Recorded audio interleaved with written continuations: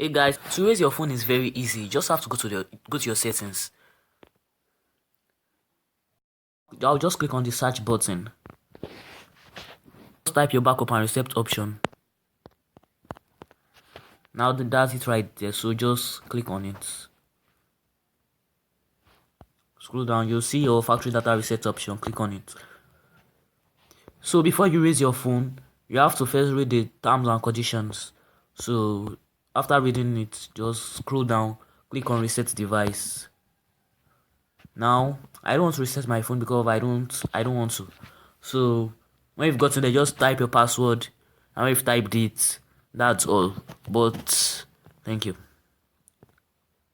Your pin.